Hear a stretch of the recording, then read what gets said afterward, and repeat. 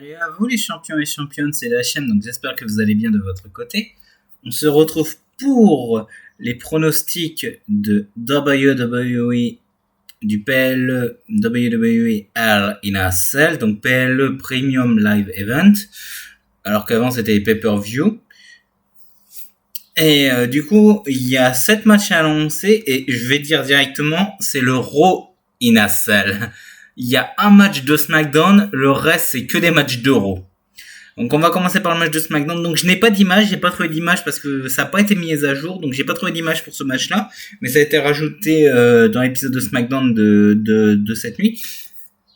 Et c'était du coup, il y aura McCatmos contre Baron Corbin, Happy Corbin, dans un No Holds Barred match. Alors, la rivalité me fait un petit peu rire, mine de rien. Et McCatmos, j'aime beaucoup, il me fait beaucoup rire. Happy Corbin, quand il était en loup solitaire, j'aimais bien, maintenant j'aime plus du tout. Il y a eu sa période corporate, après il y a eu sa période où il devait clochard, on va dire, il y a eu sa période clochard, et là maintenant il est en période Happy Corbin. Et du coup, je vais voter une victoire de McCatmos. Pourquoi pas avec une arme comme les bretelles de McCatmos. Ça pourrait être très très très drôle. Il gagne, je sais pas, en attachant Corbin qui peut pas se lever durant un tombé avec les bretelles, j'en sais rien. Mais ça pourrait être très très drôle. En tout cas, moi je vois ça comme ça. Je n'en sais pas plus. Prochain match du coup, là, ça on va passer aux 6 matchs d'Euro. Donc le match qui m'intéresse le moins, un handicap match, Omos et MVP contre Bobby Lashley.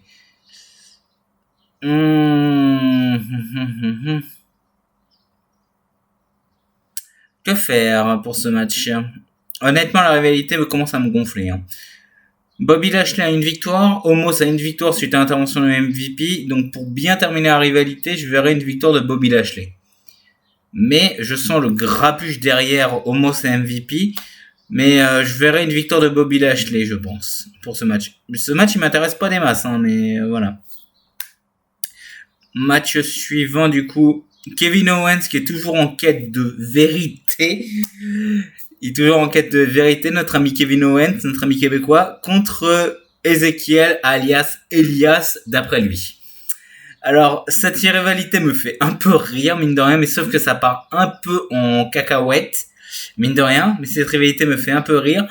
Et du coup, je verrai une victoire de Ezekiel, ça pourrait être très drôle. Honnêtement, Kevin Owens, là j'aime beaucoup son personnage de chercheur de vérité, en mode inspecteur. Oui, je vais te prouver que t'es Elias, c'est juste t'es juste Elias qui s'est rasé, un truc comme ça. J'aime beaucoup cette rivalité, honnêtement. Elle me fait beaucoup beaucoup rire. Et du coup, oui, victoire d'Ezekiel pour continuer un petit peu la rivalité, vu que sachant que c'est leur premier match en PLE. Je crois qu'ils se sont affrontés déjà en show de semaine à Raw, je suis pas sûr. Ils se sont affrontés en équipe, oui, mais est-ce qu'ils se sont affrontés en face à face? Je ne suis pas sûr. Mais du coup, voilà, une bonne petite storyline qui me fait rire. Alors là, par contre, on va parler de ça. Le Judgment Day contre Styles, Balor, Morgan. J'aime beaucoup la gimmick du Judgment Day. Le mode, le dernier jugement, le jour du jugement, j'aime beaucoup cette gimmick parce que simplement un truc gothique, totalement ténébreux, obscur. C'est franchement, moi ça me fait rêver ce genre de truc. Edge, il est très crédible en gourou de secte parce que techniquement c'est le nouveau Bray Wyatt. On avait eu la Wyatt Family, là on a le Judgment Day en gourou de secte avec Edge. Et Edge, il me fait beaucoup, il est très très bon dans ce rôle-là. Damien Priest, un allié, son bras droit fidèle, et la nouvelle arrivante Rhea Ripley, la femme du jugement. On va dire l'espèce de succube du Judgment Day. Bon, c'est pas une vampire, mais la gothique du Judgment Day, parce que ça correspond bien au style de Rhea Ripley. Et de l'autre côté, nous avons les couleurs pimpants, AJ Styles, Finn Balor et Liv Morgan. Donc les faces qui ont pas de nom d'équipe, eux. Mais ça pourrait être le bullet gun avec Liv Morgan, ou bullet Liv. de la balle, je sais pas. Mais du coup, là, c'est un peu délicat pour moi parce il y a beaucoup de catcheurs que j'aime, beaucoup de styles différents, et Morgan, du coup, a obtenu une victoire contre Rhea Ripley cette semaine. Je vais pronostiquer une victoire du Judgment Day avec une petite triche, mais je suis pas sûr. Dans les deux cas, les deux peuvent gagner, donc voilà. Dans les deux cas, les deux peuvent gagner. Alors, ensuite, nous aurons un match pour le titre des États-Unis, donc Theory contre Mustafa Ali. Alors, Mustafa Ali, bah, du coup, est revenu en tant que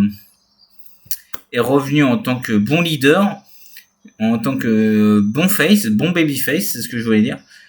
Et que faire pour ce truc? Donc, Theory, je le vois encore conserver son titre. Theory, je le vois conserver son titre jusqu'à que Vince McMahon en a marre qu'il fasse des triches et tout, parce que faut pas oublier que Theory est le nouvel élu de Vince McMahon. Donc c'est ça qu'il faut se dire.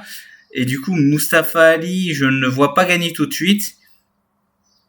Mais honnêtement, j'ai hâte de voir le match parce que les deux semblent avoir une bonne alchimie. Ça pourrait être très cool. Donc victoire de Theory, mais Mustafa Ali va se battre comme un beau diable. Là, du coup, on va parler. Du coup, nous aurons un Raw Women's Championship, le Triple Threat match entre Asuka, une ancienne championne de Raw, Becky Lynch, l'ancienne championne de Raw, et Bianca Belair. Alors, j'aime beaucoup cette rivalité aussi. Becky Lynch qui est en mode Matrix, mode Dark. Ouais, j'ai perdu mon titre, mais je vais tout faire pour le récupérer. Asuka, du coup, qui est revenue pour simplement faire du dégât avec son Green Mist, et Bianca Belair, la championne combatif.